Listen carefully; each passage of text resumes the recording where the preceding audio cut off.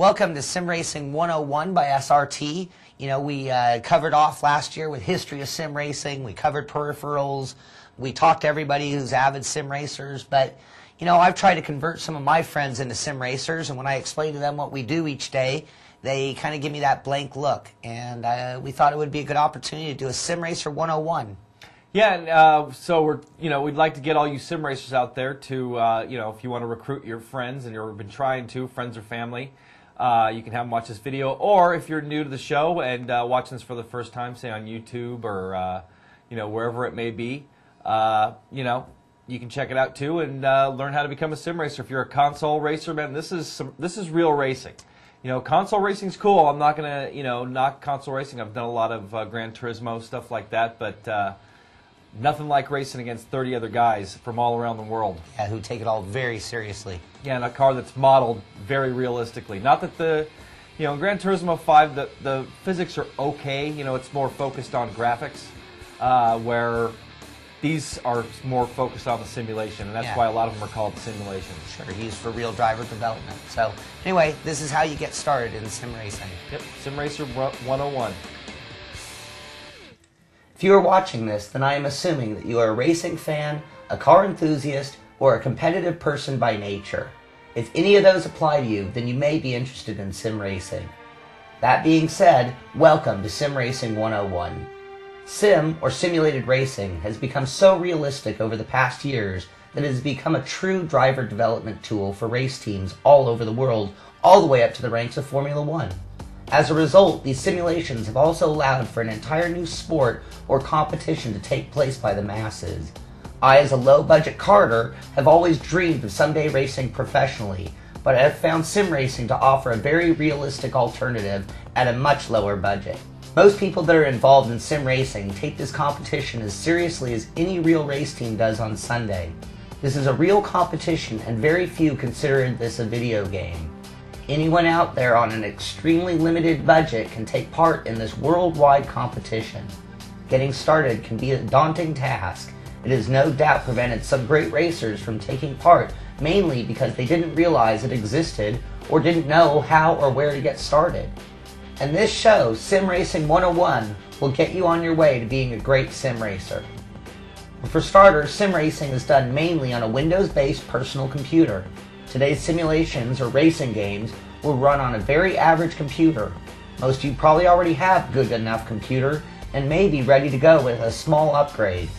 The difference between a good computer and a lesser one will be a matter of how much eye candy you can have turned on while driving. Too much turned on a slower computer and you will not run at a high enough frame rate to stay consistent on the track. Here's the minimum system requirements posted by ISI, the makers of the simulation R Factor. Now honestly, to really enjoy the sim in a competitive experience, you're going to need more like a 2.8 gig processor or an AMD equivalent. And getting up to a full gig of RAM will also pay off big. But the real key right now is the graphics card.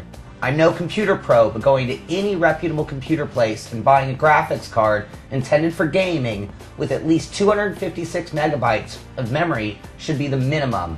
Darren just purchased a new AGP NVIDIA 73 graphics card at Best Buy. They're on sale on eBay for under $75. And make sure to know what type of card your computer uses, or even take your computer with you to the store if you're not sure. The bottom line is this: the more computer that you have, the more graphics that you can see, meaning that the view of the sim will be more spectacular. Also, to compete online against other human players, you will need a broadband internet connection. Cable or DSL is recommended, and in some cases, if you have a good carrier, dial-up can work. The next thing you're going to need is a racing wheel. The wheels available today come in many different levels of pricing. You can go to almost any electronics store and purchase a wheel for a PC computer. These wheels will usually be made of plastic and will come with a steering wheel and a brake and gas pedal unit. They usually start out at a little under $100 and go up quite a bit from there.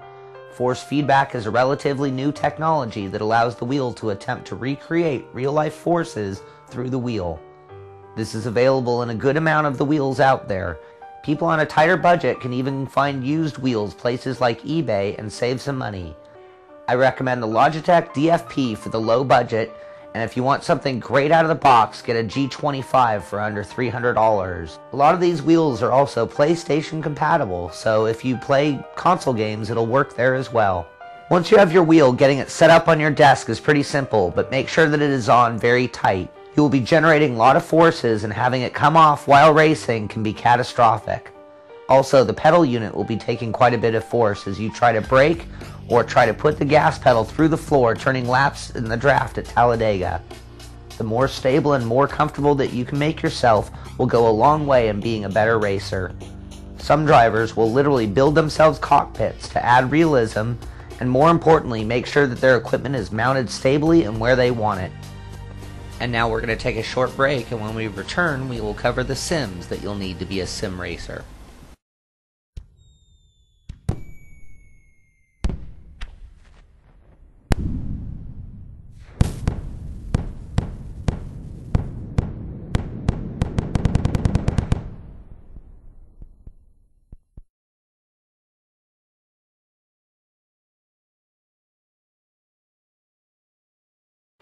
So now you have enough computer and you also have a wheel ready to go. Choosing the racing simulation to drive is the next step. There are quite a few modern sim titles available right now, so here's a brief list of them and how to obtain them. Let's start off with R-Factor. R-Factor is already a couple of years old and has grown into a sim that offers drivers almost any track and any car ever made. It was made with the open code, which has allowed the sim racing community to build any car and track they want. There are hundreds of both cars and tracks to choose from. It can be purchased online directly from its developer at www.rfactor.net for $39.99. I've seen it around for as low as $29.90 at retail outlets. When you consider the amount of tracks and cars and the quality of the simulation, this sim is very inexpensive. Next up, we have Live for Speed. Live for Speed has an edge when it comes to physics. The sim, in my opinion, has the best physics that I've driven in a sim. It also has some of the best driver training available to new drivers. LFS has also continuously expanded its selection of cars to choose from, and that list consists of some very well done car models, some real and some fictional. However, LFS has a shortage of tracks available and does not support modding at this time, meaning if you wanted to turn laps at your favorite track that you can't.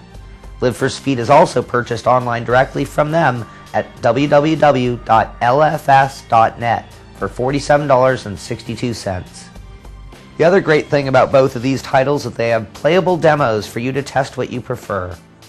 Simbin is also a manufacturer of many great sim titles. They have a variety of cars to choose from, and you can play GTR if you want high horsepower sedans. You can drive Race 07 if you want World Touring Cup cars, and GTL or Legends, which allows you to drive muscle cars from the 60s era. And to round out your racing, if you want to go to stock car racing with the best new oval racer out there, check out Arca Sim Racing at arcasimracing.com. It's due out within a month of this being aired and will have the best physics and multiplayer code out there. So as you can see, there's not a lot to getting started. The one other thing that I would like to add is that, like many other grassroots racing types, the people involved are very helpful. You just need to get in and start talking to people.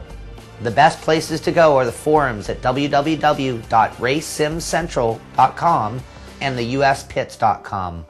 Also, we're starting a forum thread at our forum called SimRacer 101, where if you ask any questions, we'll try to get back to you, but I'm sure a lot of the members of the community will answer your questions as well.